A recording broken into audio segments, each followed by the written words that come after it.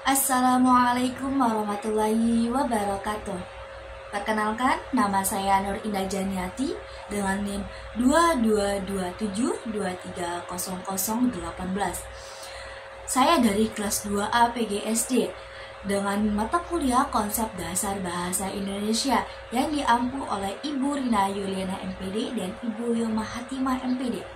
Baik, langsung saja saya di sini akan menjelaskan tentang klasifikasi morfem. Klasifikasi morfem terbagi menjadi 4. Yang pertama ada morfem tunggal, morfem kompleks, morfem bebas, dan morfem terikat. Nah, yang pertama ada morfem tunggal. Morfem tunggal ini satuan gramatikal yang tidak terdiri atas satuan yang lebih kecil. Misalnya seperti ber, sepatu, hitam, toko, iya, dan sebagainya. Nah, jadi morfem tunggal ini morfem yang katanya terdiri dari satu. Misalnya ber kan dari satu kata, sepatu dari satu kata. Selanjutnya ada morfem kompleks. Morfem kompleks ini terdiri dari dua kata atau lebih untuk membentuk kata yang lebih kompleks. Misalnya dari kata bersepatu. Dari kata bersepatu ini terdiri dari dua kata dasar. Dua kata dasar yaitu ber dan sepatu. Nah, jadi morfem kompleks ini memiliki dua kata dasar atau lebih. Selanjutnya ada morfem bebas. Morfem bebas adalah morfem yang dapat berdiri sendiri. Yang maksud dapat berdiri sendiri itu dengan satu kata. Misalnya pakai, pergi, sepatu, main, dan sebagainya. Morfem bebas ini tidak dapat dari kata imbuhan ataupun dia tidak butuh kata imbuhan. Nah, selanjutnya ada morfem terikat. Morfem terikat ini kebalikan dari morfem bebas. Morfem bebas kan dapat berdiri sendiri. Kalau morfem terikat ini tidak dapat berdiri sendiri, artinya dia butuh bantuan ataupun dia membutuhkan kata imbuhan di awal atau di akhir. Misalnya contoh dari morfem terikat itu berpakaian. Berpakaian kan terdiri dari dua kata. Yang pertama ada ber sama pakaian. Jadi berpakaian itu adalah morfem terikat. Contohnya itu lagi bermain. Bermain juga kan terdiri dari dua kata, ber sama main. Nah, jadi bermain itu dua kata yang terikat. Nah, selanjutnya ada proses afiks. Nah, proses afiks ini masih berkaitan dengan klasifikasi morfem.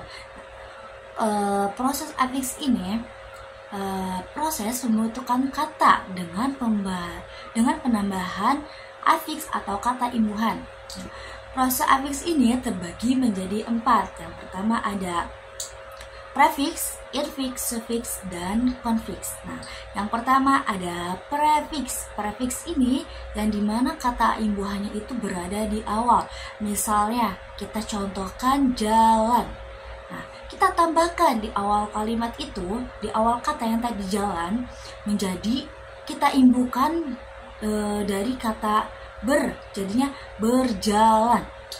Contohnya lagi seperti asal kata dari baca, kita imbuhkan kata imbuhannya itu me, jadi membaca.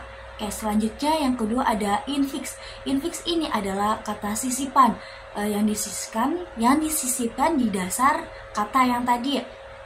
Misalnya goyang, jadi gemoyan. Nah, dari gemoyan itu ada kata sisipan jadi gemoyan.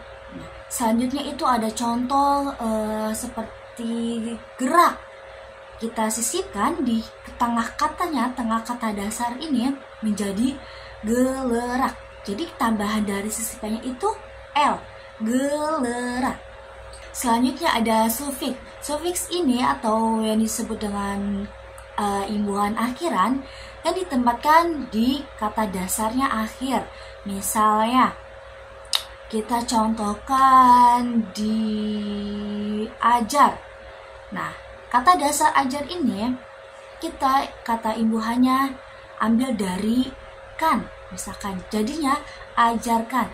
Contohnya lagi itu seperti asal kata buku, kita ambil dari kata buku dan kita ambil kata imbuhannya menjadi nya, n y a, jadinya bukunya, seperti itu. Yang terakhir ini ada konfiks. Konfiks ini gabungan dari dua prefiks sama sufiks yang dimana ada di awal dan di akhir, seperti terbang. Kata terbang ini adalah kata dasar, kita sufiks, kita prefikskan dengan ber dan kita ambil sufiksnya itu an, jadi berterbangan. Selanjutnya contohnya itu bumi. Nah, bumi itu kan asal katanya bumi, kata dasarnya kita imbuhkan di kata imbuhan awalnya me, dan kita kata imbuhannya itu yang di akhir i, jadi membumi, seperti itu. Selanjutnya ada contoh kalimat. Contoh kalimatnya itu seperti ini. Indah, anterin saya ke pasar, mau beli peralat sama barang-barang buat nanti besok acara di sekolah. Nah, saya ambil kata peralat ini. Saya di sini kan lagi membahas tentang konfiks, ya. Berhubung konfiksnya ini salah dalam penulisan, jadi saya benarkan menjadi peralatan. Dan juga di sini tuh peralat ini tidak sama sekali nyambung. Seharusnya kata alat itu adalah peralatan. Kan seharusnya dia membeli peralatan. Kalau misalkan peralat itu dia tidak nyambung sama sekali. Seperti itu. Kalau misalkan peralat itu masuknya ke dalam prefiks, karena dia kata imbuhannya di awal kalimat, bukan di dua-duanya, seperti itu. Mungkin itu saja yang dapat saya sampaikan, kurang lebihnya saya mohon maaf. Wassalamualaikum warahmatullahi wabarakatuh.